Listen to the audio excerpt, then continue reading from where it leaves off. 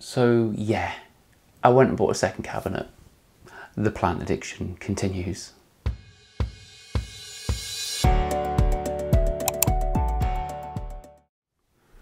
Welcome back, plant enthusiasts. My name is Mark, also known as Your Babylon, and I did buy a second cabinet and I did it completely different to the first one. First one's white, second one's black. So the reason I wanted to do another cabinet is because I wanted one just mostly for my anthuriums, which are my favorite type of plant. And I did this cabinet completely differently to the first one. So I've got different fans, I've got a wire rack in there, I've got different pegboards set up, I've drilled holes so that the wires can go through it and the wire stripping is nice and neat. So this video is basically going to show you what I've done to do that, and we'll also have a little plant tour as well, top and bottom of this. Right, let's get in that cabinet and have a look at the setup. So the fans that I chose to use were the AC Infinity fans. They're just USB powered. They don't have an IP rating, but I'm not too bothered about them because if they do fail, then they're not going to cause any major damage. And I've taken off the rubber pieces here. They just got a screw down here. And then I pulled them out and I cable tied it back up the top just here. You can see that. And I've used these magnet hooks here to loop it on, and that way I can actually just rotate this wherever I want. It's really handy. Just a shot to show you how quiet they are. They are amazing. Beautiful. Whereas my old ones made quite a racket, these ones are so quiet. And they're still powerful. So I control all of this from my Wi-Fi power strip, which is how I control all the lights and the fans. That was the top bit, and the bottom similar, but I've just used cable ties to tie it onto the wire piece at the back. Exactly the same setup though. So the lighting, right, I'm still not even there with the lighting, but I've stuck them on again with command strips at the very top so I can just unclip them. This light here is called an Arcadia Jungle Dawn LED, 15 watts top and bottom. The issue I have with them is they're not IP rated. That's the rating that means that they're protected from particles and from things like liquids. They don't have anything. They're actually designed to go on top of a glass or vivarium and not be wet or exposed to any humidity or particles. So I am still on the lookout for lights that have an IP rating of at least IP44, ideally IP67. And the second one I've just hooked on here with a little tiny clips that are provided and cable tied them on to the wire rack. So the wire rack, which I'm going to show you the bits that you actually need in a second, is just in, just like that, if you can see it. It was a snug fit. You've got to do something to it, so I'm going to show you that now. So this is the wire rack that I used. Hello, I got it from Homebase. You do need to get a particular size. I think this has been difficult for people in the UK. So in Europe and in America, people are finding these very easy from their local Home Depot stores and things like that. But Homebase, get the right size, and then you have to use a little hacksaw or a saw, and you do need to trim it to size. I then spray painted it gloss black. So it goes in this way, so this will be the front of your cabinet where the doors open, and you do need to sort of put it in here at the back, so this bit at the back, and then push this bit down. It is a snug fit. Just back here, there's a grommet, which is the kind of thing you use on a desk, a computer desk, and you'd run your wires through and clip it through. I'm going to show you what I used now to actually drill that hole. Okay, so to drill a hole in your cabinet, you're going to want one of these things here. This allows you to drill through the metal, keep a nice clear circle. And the reason I chose to go and drill mine at the top rather than the bottom of the cabinet is because at the bottom, there's like 3 or 4 layers of metal. It takes ages. Another benefit is I prefer my electrics to be on the top in case of any spillages so they don't go down and through the hole onto the electrics. And then I put a little grommet, and you can order those anywhere. I got these from Amazon as well as this. I'll put both of those items in my description if you are after them. So this is my wiring setup. So it's all going down on the left-hand side. I'm using little clips that I'm going to show you in a second. I used these things here. These are wire clips. They're like this, they stick. The red area is the peel off and you stick it to your cabinet. The wires go inside. So if I open it up, it looks like this. And then you shut it like that. And it clips it in nice and tight. And I chose these instead of using a big pipe, because you can get these things like these cable tie trunks where you run the cable through. I chose to run a couple of these because if I want to quickly move the wires, I can just quickly unclip and move them. Whereas if it's a big trunk, I have to really clip the whole thing out and move all the wires out. So this was much easier for me. Again, an Amazon jobby, and I'll put the link down there if you want them. The pegboards, right?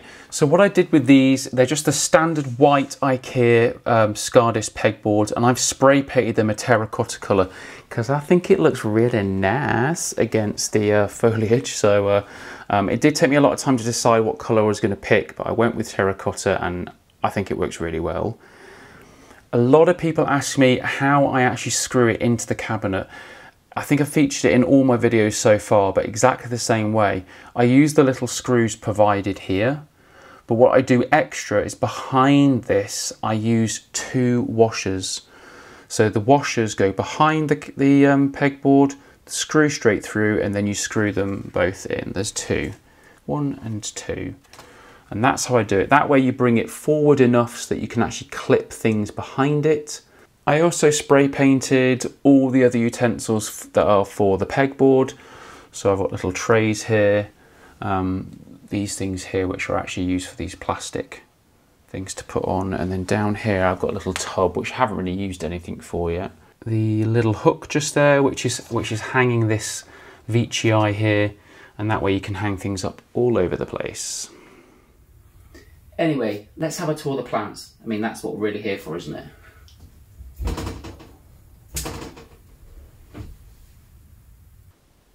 So just on the top shelf now, a little planty tour, mostly anthuriums. In fact, yeah, it's all anthuriums apart from that thing at the top there. Right, we'll start over here on the bottom right. This is my crystallinum silver. I really like this one because it's super dark foliage. Oh, it's just growing a new leaf there. That's its 3rd leaf since I've had it. And then up here we've got a regular crystallinum, little baby splendidum, which have kind of, I don't know, corrugated or sort of leathery ribbed foliage. It's very small at the moment, it's just a seedling still. And then we've got a Vicii here. This is my smallest Vicii, but it's actually almost outgrowing the other Vicii that I've got. Down here we have a Forgetii white stripe. So I got this one from Equagenera along with this Forgetii white stripe, which is lush because it's super dark. And then here we've got a crystallinum silver blush. It's got 2 leaves on it. I really like this one. I think these ones are quite hot right now. At the back here we've got my other Vicii, the one that's hanging on the little hook. And it's actually just going to produce another leaf in it soon. But this one, like I said, was bigger than this one, but this one's starting to outgrow it now. And here we just have a little Peleona pulchrea, I think it's called. A really nice plant. People call it a begonia vine or something like that, but it isn't. This one is my unknown. I don't know what it is. It's some kind of crystallinum thing. I've labelled it back there as a crystallinum Forgetii. I don't know what it is. Unknown, but if you can tell me. Definitely is not a magnificum type because it hasn't got square petioles. But that's the top shelf. Now for the bottom. So the bottom shelf's got some different plants in there. So over here we have just a regular Clarinervium that's sitting in pon.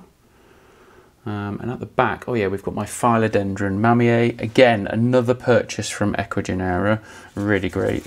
And I've got 2 white stripes here, anthurium white stripes. Oh, look at that. That is lush. Let's get some focus on that. Cutesy. And I've got 2 anthurium magnificum babies just here. My Warraquenum, oh, this has got a story. So when I got this, literally all the leaves crisped up, it went rotten. and then it started to grow a leaf stem just here, and I went and pushed it against the cabinet because it was in the other one at that time, and I snapped it, but it has still produced a leaf out of that broken leaf stem thing, whatever you call it. Over here we've got an anthurium regale or regale, the big shield type foliage that these guys have. This one was in the same boat as this one. All the leaves crisped, started to rot, but it's come back. And then we've got a load of anthurium magnificum ex Forgetii here. Oh yes, my little Hoya babies over here. These are just cuttings. I can't even know what they are. I know what this one is. This one is a Mathilda Splash.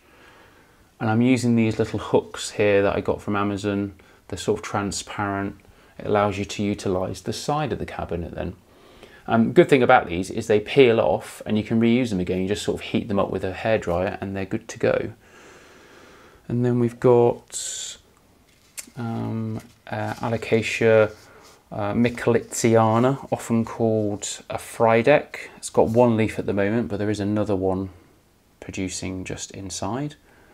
And this one is a pure magnificum, anthurium magnificum. That's its newest leaf, so it's really, that's its other leaf. But yeah, so it's really red and beautiful right now. And this one over here is my newest purchase. It's my most expensive plant. I'm just going to hit the bag off.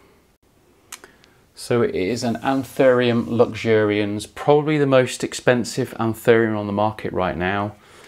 They're so expensive and overpriced. It's horrible really, but that is it there. It is so leathery and beautiful. Absolutely love it. Definitely happy with that. The good thing about it is, I'll just zoom in for you, is it has square petioles and frills. So it's really quite interesting. But I keep it in a bag because it's acclimating from its transport, plus it's also separate then. I have treated it, so I sort of wash them with SB Plant Invigorator and horticultural soap, and I normally keep those kind of plants separate to anything else that has already gone through that process for many weeks.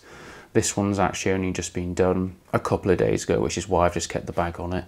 So bag's protecting it from all the other plants, as well as keeping the humidity high for it. So that's the video, everybody. That's showing you the bottom and the top of the cabinet and how I've set it up. If you've got any more questions, is there something that I've missed that you want to ask, please comment below, message me, hit me up on Instagram. I'm always on Instagram, so that's probably the quickest, but I do respond to my comments on here as well. Do you think it's worthwhile me doing a video showing you how I actually care for my anthuriums, how I water them, the substrate that they're in, all those types of things? If you think that's worthwhile and that's something you want to watch, please let me know, and then that probably could be my next video that I do. I'm going to show a super sexy B-roll in a minute of it going up and down, which is really nice. Thank you for watching, everybody.